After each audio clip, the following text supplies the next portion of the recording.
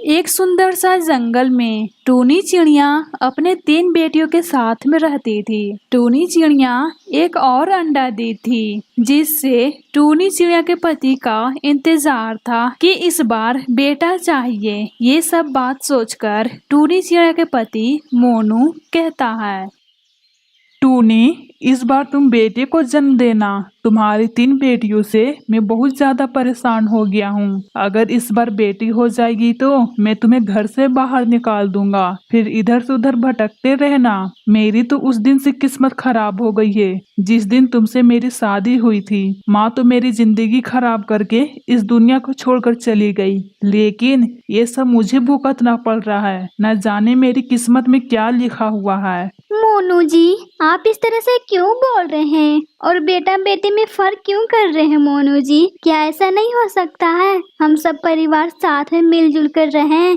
इस जंगल के सभी पक्षी अपने परिवार के साथ में अच्छे से रहते हैं। मुझे दूसरों से क्या मतलब है? ये सब बातें छोड़ो, मुझे ये सब कुछ नहीं पता। अगर बेटा होगा तब मैं तुम्हें अच्छे से रखूंगा और तुम्हारी बेटियों को भी। अब मुझसे बहस मत करो, अब मैं जा रहा हूँ जंगल की सैर करने। इतना बोलकर मोनू जंगल की सैर करने चला जाता है।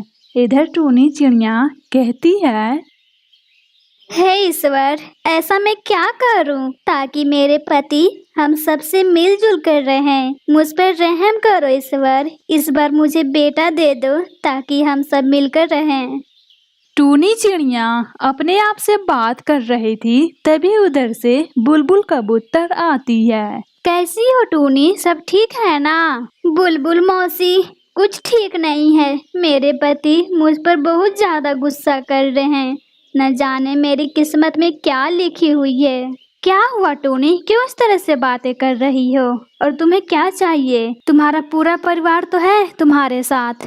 बुलबुल मौसी, आप तो अच्छी तरह से जानते हो मेरी सिर्फ 3 बेटियां हैं। मैं और एक अंडा दी हूँ। मोनू जी बोल रहे थे अगर इस बार बेटा नहीं हुआ तो तुम सबको घर से बाहर निकाल दूंगा। बुलबुल मौसी, अगर बेटी हो जाएगी तो मैं कहाँ जाऊंगी अपनी बेटियों को लेकर? आप ही बताओ बुलबुल मौसी, मैं क्या करूँ? टोनी, मोनू कब से बेटा बेटी में फर्क करने लगा? वो तो शादी से पहले बोलता था मुझे बेटियां ही चाहिए, लेकिन ये सब तो उल्टा हो गया। मुझे यकीन नहीं हो रहा है मोनू इस तरह से बातें कर रहा है। वो अच्छी तरह से जानता है ये सब तो ईश्वर के हाथ में है बेटा बेटी देना। इसमें तुम क्या कर सकती हो? न जाने मोनू को क्या हो गया, इस तरह से बातें कर रहा है। दोनों पक्षी बातें कर रहे थे, तभी उधर अंडा फूट जाता है और अंडे में से टूनी का बेटा निकलता है। ये सब देखकर बुलबुल कबूतर बहुत ज्यादा खुश हो गई। हाँ टूनी, अब तुम सब अच्छे से रहोगे।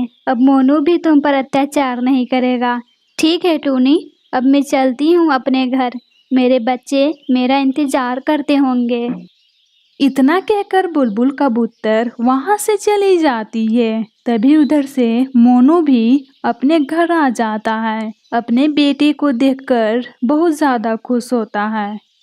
टूनी, आज तुमने मेरे सपने को पूरा कर दिया। टूनी, आज मेरा पूरा परिवार हो गया। आज मैं बहुत ज्यादा खुश हूँ। अब मैं तुम पर अत्याचार नहीं करूँगा। टूनी, आज तुमने मेरे सपने को पूरा कर दिया। अब हम सब परिवार मिलजुल कर अच्छे से रहेंगे और खुशियाँ मनाएंगे। मोनू जी, आपको इतनी खुशी देखकर मुझे भी बहुत ज्यादा खुशी मिल रही है। ईश्वर करे हम सब पूरी जिंदगी इसी तरह से खुश रहें और सब साथ में रहें।